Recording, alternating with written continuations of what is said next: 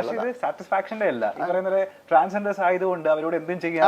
അത് കാരണം പറയുന്ന ഇതാണല്ലോ, ഞാൻ ഹാപ്പി ആയില്ല എന്നായിരിക്കും കാരണം പറയുക, അല്ലെങ്കിൽ വേറെ എന്തെങ്കിലും കാരണം പറയും, നിങ്ങൾ ട്രാൻസ് അല്ലേ, നിങ്ങൾക്ക് ഇങ്ങനെയല്ലേ ഫിസിക്കൽ കണ്ടീഷൻ, അതുകൊണ്ട് തരുന്നില്ല എന്ന രീതിയിൽ പറഞ്ഞേക്കാം. അപ്പം അതാ പറഞ്ഞത്, നമ്മൾ പോകുമ്പോൾ ഒരു ഇതൊക്കെ പറഞ്ഞിട്ടായിരിക്കും അവർ മിക്കപ്പോഴും പറയുന്ന ഒരു കാര്യമാണ് ഞാൻ കേട്ടിട്ടുള്ളത്, ഈ സാറ്റിസ്ഫൈഡ് ആകുന്നില്ല എന്നുള്ളത്. അപ്പൊ എനിക്ക് തോന്നുന്നില്ല കേട്ടോ അങ്ങനത്തെ ആരെക്കാളും ഒക്കെ തന്നെ ഈ പറഞ്ഞ എല്ലാരെ പോലും കഴിവുള്ള എല്ലാവരെ പോലും പറ്റുന്ന ആൾക്കാർ. ശാസ്ത്രം പറയുന്നത് മറ്റാരെക്കാളും സാറ്റിസ്ഫൈ ചെയ്യാൻ പറ്റിയിട്ടുണ്ട്. അത് എനിക്ക് ശാസ്ത്രീയമായി എനിക്കറിയില്ല കേട്ടോ, ആയിരിക്കാം.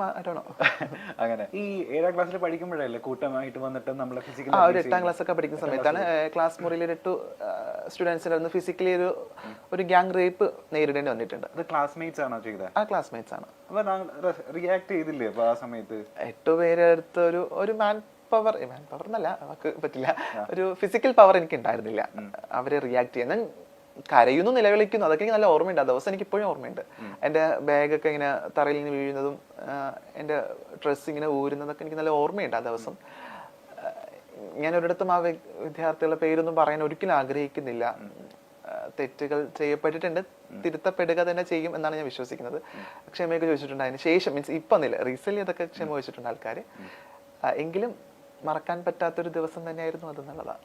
ഇപ്പൊ ടീച്ചേഴ്സിന്റെ അടുത്ത് ചെന്ന് ഈ ഞാൻ അതിന് മുൻപ് തന്നെ ടീച്ചേഴ്സിന്റെ അടുത്ത് പല കാര്യങ്ങളും പറഞ്ഞപ്പോൾ എനിക്ക് പോസിറ്റീവ് സാധനം കിട്ടാത്തതുകൊണ്ട് തന്നെ ഞാൻ പറഞ്ഞിട്ടില്ല എന്നുള്ളതാണ്. ഈ ഇൻസിഡന്റിനെ പറ്റി പറഞ്ഞിട്ടില്ല. വീട്ടിലും പറഞ്ഞിട്ടില്ല.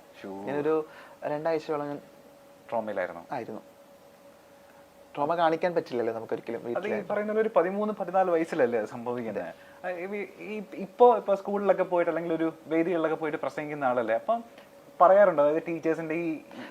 നിരന്തരം പറയാറുണ്ട് ഞാൻ ടീച്ചേഴ്സിന്. കാരണം നമുക്ക് ക്ലാസ് മുറിക്കകത്ത് ഭയങ്കര നാളത്തെ സൊസൈറ്റി ഉണ്ടാക്കാൻ പറ്റുന്നുള്ളത് വലിയ സത്യമാണ്. അപ്പോൾ ക്ലാസ് മുറിയിൽ ഇരിക്കുന്ന കുട്ടികളടുത്ത് പറഞ്ഞ് പഠിപ്പിക്കേണ്ടത് അധ്യാപകരാണ്. നമ്മൾ അധ്യാപകർക്ക് ഇത്തരം വിഷയങ്ങളെ പറ്റി ധാരണ ഇല്ല എന്നുള്ളതാണ് വേറൊരു സങ്കടം.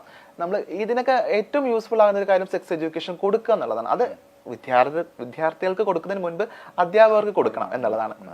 അധ്യാപകർക്ക് പറഞ്ഞു കൊടുക്കണം എന്താണ് എന്നുള്ളത്, എന്താണ് ഈ ബാഡ് ടച്ചും ഗുഡ് ടച്ചും, ഇല്ല എന്താണ് സെക്സ്, എന്താണ് ജെൻഡർ, സെക്ഷുവാലിറ്റി ഒക്കെ പറഞ്ഞ് പഠിപ്പിക്കണം.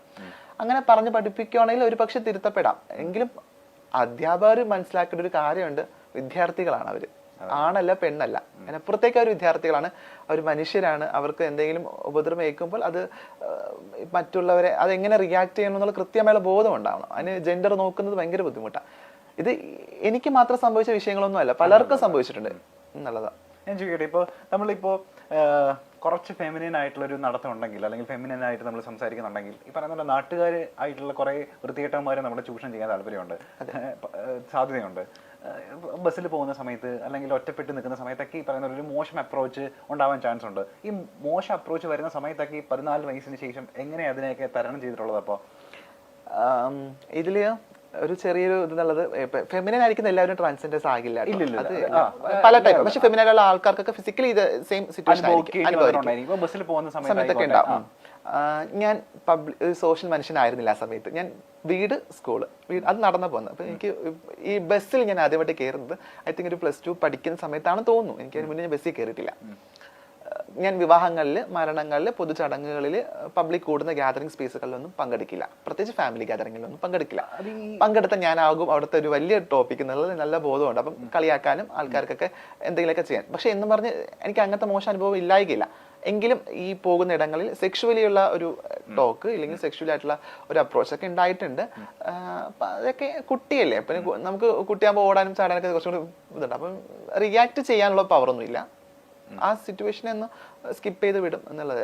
ഒരിടത്തും ഒരു പരാതിയും പറയാത്ത ആൾക്കാരാ.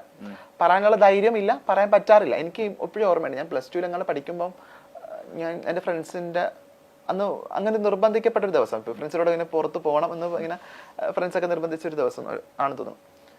അപ്പം ഇങ്ങനെ പോയ സമയത്ത് എന്നൊരു ആളിങ്ങനെ ഈ പറഞ്ഞ സെക്ഷുവലി ഇങ്ങനെ സംസാരിച്ചു. ഇയാൾ ഭയങ്കര ഫെമിനൈൻ അല്ലേ, മറ്റേതൊക്കെ ആയിരിക്കും, മറ്റൊരു വേർഡ് യൂസ് ചെയ്ത് മറ്റേതായിരിക്കും, ഇങ്ങനെ കിട്ടുമോ എന്ന രീതിയിലൊക്കെ. അപ്പൊ ഞാൻ ഇത്രയും ഫ്രണ്ട്സിൻ്റെ ഇടയിൽ നിൽക്കുക. അപ്പൊ നമ്മൾ എന്താ ചെയ്യുക, ഫ്രണ്ട്സ് അപ്പം നമ്മളെ സപ്പോർട്ട് ചെയ്യുന്നു നമ്മൾ കരുതും.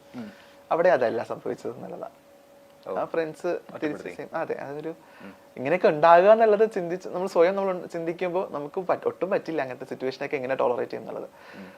അതൊക്കെ ടോളറേറ്റ് ചെയ്യേണ്ടി വന്നു എന്നുള്ളതാണ്. ഈ നേരവും കടന്നു പോകും എന്നുള്ളതായിരുന്നു. ഈ ട്രാൻസ്ജെൻഡർ ആവാൻ പോയതിനു ശേഷമുള്ള ഒരു ജീവിതം ഉണ്ടല്ലോ, അതായത് ഈ മമ്മിയുടെ കൂടെയാണ് അപ്പൊ താമസിച്ചതൊക്കെ, സർവൈവ് ചെയ്തതൊക്കെ അവിടെ നിന്നിട്ട് തന്നെയാണ്. അപ്പൊ എത്ര കാലം അവരുടെ കൂടെ താമസിച്ചു? ഞാനൊരു 1.5 years അവരുടെ കൂടെ ആയിരുന്നു. എനിക്ക് പിന്നെ ഒരു ലിവിംഗ് ടു ദ റിലേഷൻ ഉണ്ടായിരുന്നു, ഒരു പാർട്ട്ണർ ഉണ്ടായിരുന്നു. ഒരു പാർട്ട്ണറോടൊപ്പം ഒരു 2-2.5 വർഷം ജീവിച്ചു. നിലവിൽ ഐ എം സിംഗിൾ. ഞാൻ ഒറ്റയ്ക്ക് ഇൻഡിപെൻഡന്റ് ആയിട്ട് ജീവിക്കുന്നു. ഇപ്പം എനിക്കൊരു ഫാമിലിയൊക്കെ ഉണ്ട്, ചൂസിങ് ഫാമിലിയൊക്കെ ഉണ്ട്. എനിക്കിപ്പോൾ ഞാനൊരു ഫ്രണ്ട് സർക്കിളിനകത്ത് ജീവിക്കും, ഭയങ്കര കംഫർട്ടബിളാണ്. ഈ ഫ്രണ്ട് സർക്കിളിന്റെ കാര്യം പറയുമ്പോഴേ എപ്പോഴൊക്കെ കണ്ടിട്ടുണ്ട് അപ്പോഴൊക്കെ നമ്മളുടെ കൂടെ ഒരാളുണ്ടായിരിക്കും. ശ്രുതി സിത്താരയായിട്ടപ്പോ ഇത്രയും സൗഹൃദം വരുന്നത്? ഞാൻ ശ്രുതി വളരെ ഞാൻ തുടക്ക സമയത്ത് ഞാൻ പറഞ്ഞ ശ്യാമയുടെ കൂടെ താമസിക്കുന്ന സമയത്ത് തന്നെ ഞാൻ ശ്രുതിയായിട്ട് അപ്പം കാണുന്നുണ്ട്. ഞങ്ങളപ്പം ഒരു കൂട്ടൊന്നുമില്ല, ഞങ്ങൾ രണ്ട് വ്യൂ പോയിന്റ് ഒക്കെ ഉള്ള ആൾക്കാരായിരുന്നു. അപ്പം പിന്നെ പതിയെ ഞങ്ങൾ ഭയങ്കര ഫ്രണ്ട്സായി. ഇപ്പം നല്ല ഫ്രണ്ട്സാണ്. ഇപ്പം ഞങ്ങളൊരു 4 പേര് അടങ്ങുന്ന ഒരു ഗ്യാങ് ഒക്കെയാണ്. ഞാൻ, ശ്രുതി, ദയ, സാദിയ എന്ന് പറയുന്ന. അപ്പം നമ്മൾ ഒരാൾ അറിയുന്ന ആൾക്കാരാണെങ്കിൽ 4 പേരും അവർ അറിയും എന്നുള്ളതാണ്. കാരണം നമ്മൾ എല്ലാ ഇടങ്ങളിലും 4 പേരെയും സംസാരിക്കുന്ന, അല്ലെങ്കിൽ ഇപ്പൊ സ്റ്റാറ്റസ് ഒക്കെ നോക്കിയാൽ ഒരാളെ മാത്രം ഒരുമിച്ചായിരിക്കും, കൂട്ടായിരിക്കും. അങ്ങനെ 2023 ഭയങ്കര കിടിലം വർഷമാവട്ടെ. അതിന് മുൻപായിട്ട് ഞാൻ ഇനി കുറച്ച് ആൾക്കാരുടെ പേര് പറയാൻ പോവാണ്. എനിക്ക് തോന്നുന്നു സമീപകാലങ്ങളിൽ ചിലപ്പോൾ അവരായിട്ട് അസോസിയേറ്റ് ചെയ്യാൻ ചിലപ്പോൾ ഭാഗ്യം ഉണ്ടാവുമായിരിക്കും. ഈ പേര് പറയുന്ന സമയത്ത് അവരെ പറ്റിയിട്ടുള്ള താങ്കളുടെ അഭിപ്രായം എന്താന്ന് അറിയാൻ താല്പര്യമുണ്ട് എനിക്ക്. പേര് പറയട്ടെ.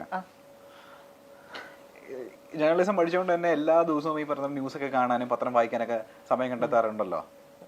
കുഴപ്പമില്ല, ഫോൺ ഭയങ്കര യൂസ് ആണ് അതിലൊക്കെ. ഓക്കെ, ന്യൂസ് വായിക്കുന്ന അല്ലെങ്കിൽ ഫോൺ ഉപയോഗിക്കുന്ന ന്യൂസ് ഹാൻഡിലൊക്കെ ഡെയിലി പറയുന്ന പോലെ ചുമ്മാ ഒന്ന് കണ്ണോടിക്കുന്ന ആളാണെന്നുണ്ടെങ്കിൽ ഇവരുടെയൊക്കെ പേര് എന്തായാലും അറിഞ്ഞിരിക്കണം. അപ്പോൾ ഇവരെ പറ്റി ഈ പറയുന്ന പോലെ അഭിപ്രായം ഒന്ന് പറഞ്ഞാൽ മതി. ഓക്കെ, നമ്മളുടെ കാഴ്ചപ്പാട് ഭയങ്കര കാഴ്ചപ്പാടുള്ള വ്യക്തിയാണെന്നാണല്ലോ എല്ലാവരും പൊതുവെ പറയപ്പെടുന്നത്. ആദ്യത്തെ ആൾ ഈ പറയുന്ന പോലെ അഖിൽ മാരാർ ഈ സമീപകാലത്ത് ഭയങ്കര ചർച്ച നേടിയ ഒരാളാണ്. എന്താ അഖിൽ മാരാറിനെ പറ്റിയിട്ടുള്ള അഭിപ്രായം എന്താ? നല്ലൊരു വിമർശകനാണെന്ന് തോന്നിയിട്ടുണ്ട്. ചില കണ്ടന്റ്സ് ഒക്കെ പറയുമ്പോൾ അങ്ങനെ ഭയങ്കര കുറ്റം പറയാനായിട്ട് തോന്നിയിട്ടില്ല. പിന്നെ പുള്ളിയുടെ പൊതുവിൽ ഉള്ള പുള്ളി ഭയങ്കര ക്യൂർ ഫ്രണ്ട്ലി ആണെന്ന് തോന്നുന്നില്ല. അങ്ങനെ എനിക്ക് അറിയില്ല, ഭയങ്കര ക്യൂർ ഫ്രണ്ട്ലി ആണ് അല്ലെങ്കിൽ അങ്ങനത്തെ ഒരു മനുഷ്യനാണെന്ന് തോന്നാറില്ല.